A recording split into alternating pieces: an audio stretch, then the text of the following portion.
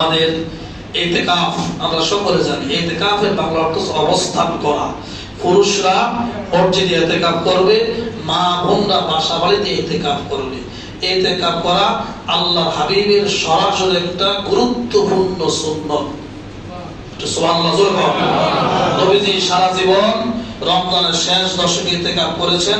হাদিস শরীফে আসছে নবীজি ইন্তেকালের বছর, যে বছর রাসূলুল্লাহ দুনিয়া থেকে পর্দা করবেন, ওই বছর নবীজি 20 দিন ইতিকাফ করেছেন। এখন আমরা ইতিকাফ করতে রাজি না। হুজুর আমি খুব ব্যস্ত, আমার ব্যবসা আছে, আমার চাকরি আছে, আমার সমাজনীতি আছে, আমার রাষ্ট্রনীতি আছে, আমি বহুত ব্যস্ত। আচ্ছা বলেন, আল্লাহর হাবিবের চাইতে আমরা কি বেশি ব্যস্ত? কথা হয় না। আল্লাহ রাসূলের চাইতে কি আমরা বেশি ব্যস্ত? রাসূলুল্লাহ দু জাহানের বাদশা, একসাথে বলেন দু জাহানের বাদশা, দু জাহানের বাদশা। আসমান জমিন সারা পৃথিবী সকল কিছুর দায়িত্ব রাসূলুল্লাহকে আল্লাহ দিয়েছেন।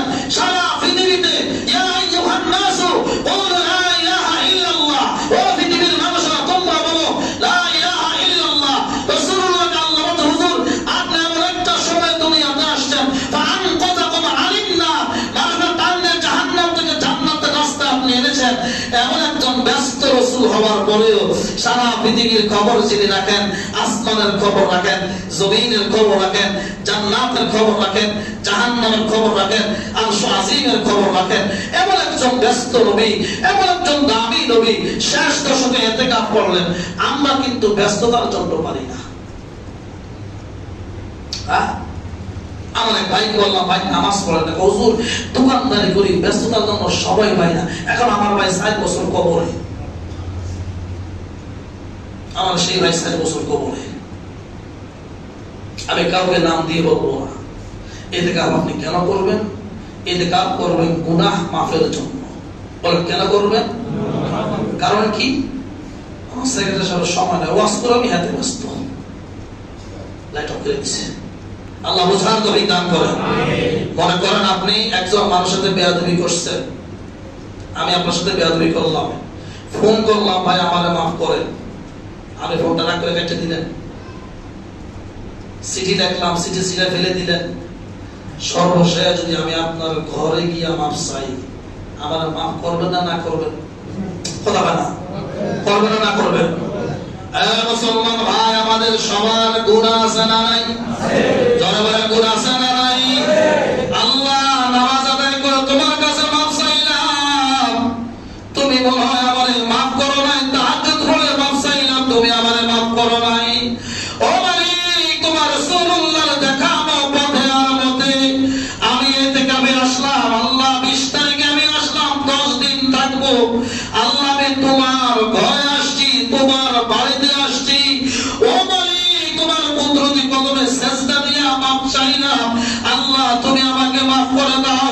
রাসূলুল্লাহ সাল্লাল্লাহু আলাইহি ওয়াসাল্লাম বলেন, তারা আখিরে 10 শেষ দশকে তারা ইতিকাফ করবে, আল্লাহ দরবারে ইতিকাফ অবস্থায় ক্ষমা চাইবে তো দেরি হবে না।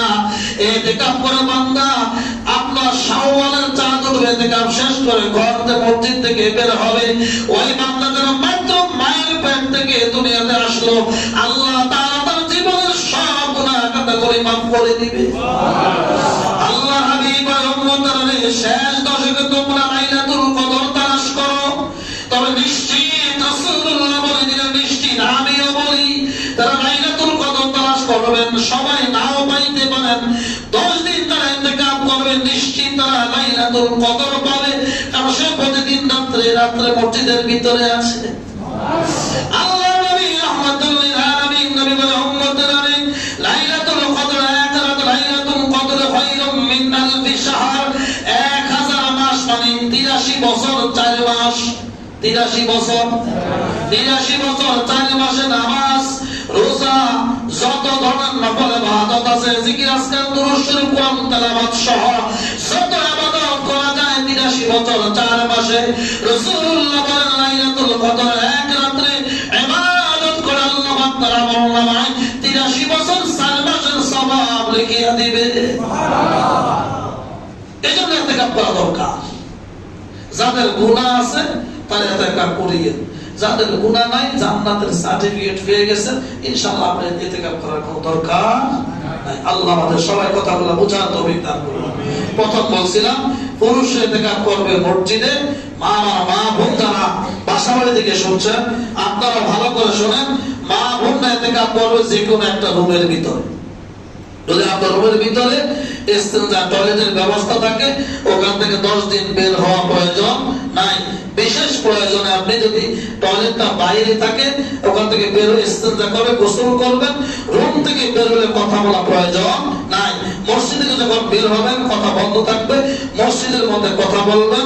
এবং রাসূলুল্লাহ বলেন যে ইতিকাফ করবে সে কোন রোগীকে দেখতে যাবে না, অসুস্থ মানুষকে দেখতে যাবে না, জানাজায় যাবে না, কোন প্রোগ্রাম অনুষ্ঠানে যাবে না।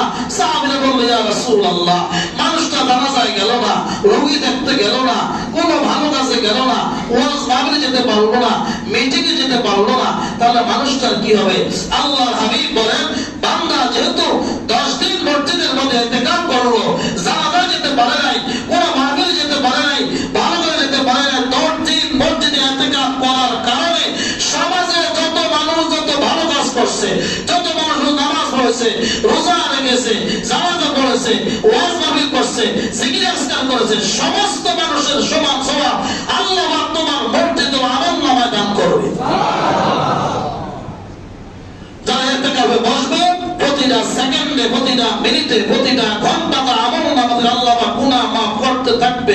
প্রতিটা সেকেন্ডে সেকেন্ডে আমলনামা আল্লাহ পাক নেক দান করতেই থাকবে।